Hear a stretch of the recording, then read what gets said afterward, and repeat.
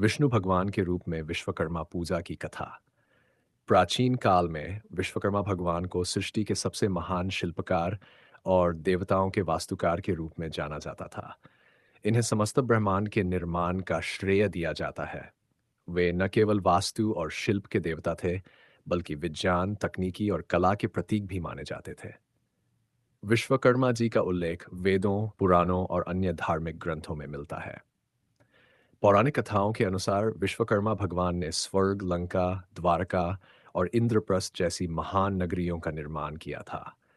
यही नहीं, त्रिदेवों के प्रमुख अस्त्र शस्त्र जैसे भगवान विष्णु का सुदर्शन चक्र, भगवान शिव का त्रिशूल और इंद्र का वज्र भी इन्हीं के द्वारा निर्मित बताए जाते हैं। कथा का प्रारंभ किसी समय की बात है, जब संपूर्ण ब्रह्मांड की संरचना अस्त व्यस्त हो चुकी थी। उस समय देवताओं ने भगवान विश्वकर्मा से निवेदन किया कि वे ब्रह्मांड की संरचना को पुनः व्यवस्थित करें। भगवान विश्वकर्मा ने अपने अद्वितीय शिल्प कौशल से न केवल ब्रह्मांड को पुनर्निर्मित किया, बल्कि हर जीव के लिए उचित स्थान और जीवन यापन के साधन भी तैयार किए। एक अन्य कथा के अनुसार रावण ने भगवान शिव की तपस्या कर सोने की लंका प्राप्त की थी। ये लंका भगवान विश्वकर्मा ने अपने अनूठे शिल्प कौशल से तैयार की थी।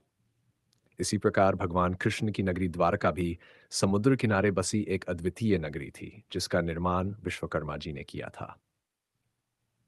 पूजा का महत्व। विश्वकर्मा पूजा का महत्व विशेष रूप से शिल्पकारों, मजदूरों, इंजीनियरों और तकनीकी क्षेत्रों से जुड़े लोगों के लिए होता है। इस दिन कारखानों, दुकानों, कार्यालयों और औद्योगिक संस्थानों में भगवान विश्वकर्मा की पूजा की जाती है।